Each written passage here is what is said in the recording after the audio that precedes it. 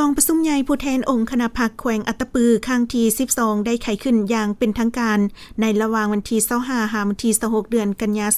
2025ที่หอประชุมใหญ่ของแขวงภายใต้การเป็นประธานของสหายพลโทวันทองกองมณีกรรมการศูนย์กลางพรรคเลขาคณะบริหารงานพรรคแขวงเจ้าแขวงอัตตปือเป็นเกียรติเข้าร่วมของสหายนางศรีไสลือเดชมูลสอนกรรมการกรมการเมืองศูนย์กลางพรรคคณะเลขาธิการศูนย์กลางพรรคหัวหน้าคณะจัดตั้งศูนย์กลางพรรคมีบรรดาสหายห้องเลขาพรรคแขวงห้องเจ้าแขวงคณะประจำพรรคแขวงกรรมการพรรคแขวงบรรดาแขกถึกเชิญจากศูนย์กลางและบรรดาแขวงใกล้เคียงพนักงานอาวุโสบำนาญพร้อมด้วยผู้แทนสมบูรณ์จำนวน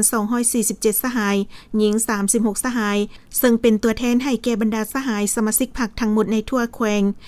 11,228 สหายเข้าร่วมและเป็นตัวแทนให้แก่11ชนเผ่าทั่วแขวงอัตตปือ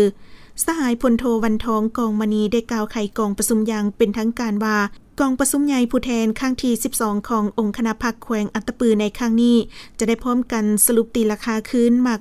ผลงานผ่านการนำพาซีนำและจะตั้งปฏิบัติมติกองประชุมใหญ่ครั้งที่11ขององค์คณะพรรคแขวงแผนพัฒนาเศรษฐกิจสังคม5ปีครั้งที่9ของแขวงตลอดระยะ5ปีผ่านมาและยังจะได้เสนอทิศทางแผนการในการพัฒนาแขวงอัตตปือใน5ปีต่อหน้ารวมทั้งบรรดาโครงการเวียกงานจุดสุ่มจำนวนหนึ่งวิสัยทัศน์ฮอดปี 2030 ตลอดระยะผ่านมาภายใต้การนำพาซีนำขององค์คณะบริหารงานพรรคแขวงเห็นว่าได้รับผลสำเร็จในหลายด้านบางด้านก็มีลักษณะก้าวกระโดดขยายตัวไว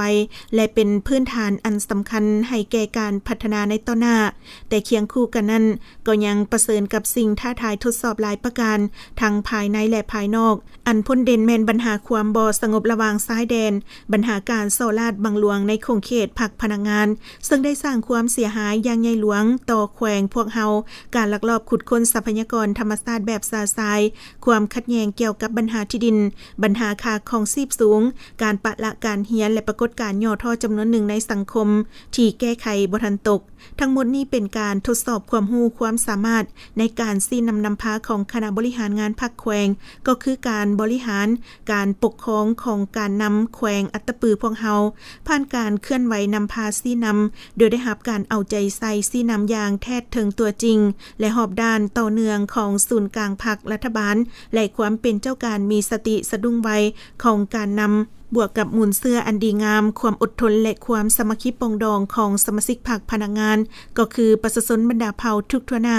สามารถเฮ็ดสำเร็จหน้าที่การเมืองของตนผ่านผ่าอุปสรรคนานาประการพร้อมกันสุมใส่ปฏิบัติบรรดาคาดหมายสู่สนต้นต่อคือหันเอาพนักงานลงก่อสร้างรากฐานการเมืองปกติการแก้ไข4วาระของแขวงจัดตั้งผันขยายเวียกงาน3สร้างติดพันกับการพัฒนาชนบทแก้ไขความทุกข์ยากและขบวนการหักษาพัฒนาดำเนินการปรับปรุงก่อสร้างพรรคให้มีความปลอดภัยเข้มแข็งและหนักแน่นดำเนินชีวิตการเมืองและปรับปรุงปัวแปลงภายในพรรคนับแต่รากฐานขึ้นมาแต่ละหน่วยพรรคคณะพรรครากฐานและองค์คณะพรรคเมือง5เมืองได้สำเร็จกองประชุมใหญ่ของตนซึ่งได้เสริมขยายสิทธิประชาธิปไตยภายในพรรคสมาชิกพรรคพนักงานได้เข้าร่วมและค้นคว้าประกอบคำคิดคำเห็นอย่างลึกซึ้งเฉพาะการคัดเลือกบุคลากรและผู้แทนเข้าร่วมกองประชุมก็ได้พร้อมกันค้นคว้าอย่างภาวะวิสัยมีประชาธิปไตยผ่านหลายขั้นตอนตามการซี้นำของขั้นเทิงและกฎระเบียบของพรรคอย่างเข้มงวดบทรายงานการเมืองและแผนพัฒนาเศรษฐกิจสังคมก็ได้ผ่านการวิเคราะห์วิจัยใจแยกด้วยการดำเนินสัมมนาวิทยาศาสตร์ทาบทามความคิดความเห็นอย่างลึกซึ้งกว้างขวางเพื่อรับประกันเห็นให้เนื้อในมีความอุดมสมบูรณ์สอดคล้องกับตัวจริงและสามารถนำไปจัดตั้งปฏิบัติอย่างมีมากผลตลอดระยะ2วันของการดำเนินกองประชุมนอกจากจะได้รับฟังห่างรายงานการเมืองและแผนพัฒนาเศรษฐกิจสังคมแล้วยังจะได้ค้นคว้าลึกซึ้งตีราคาบรรดาจุดดีจุดอ่อนข้อคงข้างสาเหตุและบทเรียนที่ถอดถอนได้และจะได้รับห้องเอาทิศทางแผนพัฒนาเศรษฐกิจสังคม5ปีในต่อหน้าพร้อมนั้นยังจะได้รับฟังการประกอบคำเห็นของบรรดาตัวแทนจากกรมกองตัวแบบและครอบครัวตัวแบบจำนวนหนึ่งตื่มอี อีกปัญหาสำคัญในกองประชุมครั้งนี้บรรดาผู้แทนกองประชุมจะได้ใช้สิทธิประชาธิปไตยปอนบัตรเลือกเอาคณะบริหารงานพรรคแขวงสุดใหม่เพื่อสืบต่อนำพาซี่นำจัดตั้งผันขยายมติกองประชุมใหญ่ครั้งที่12เป็นคันทุงน้ำหน้าในทุกของเขตเวียกงานและเป็นใจกลางในการเต้าโฮมความสามัคคีปองดองประชาชนบรรดาเผ่าเพื่อพร้อมกันเฮ็ดสำเร็จหน้าที่การเมืองในระยะใหม่สร้างให้แขวงอัตตปือกลายเป็นแขวงที่มีการพัฒนาอย่างรอบด้านพร้อมเดียวกันยังจะได้ปอนบัตรคัดเลือกเอาผู้แทนไปร่วมกองประชุมใหญ่ครั้งที่12ของพรรคที่จะไขขึ้นในตอนหน้านี้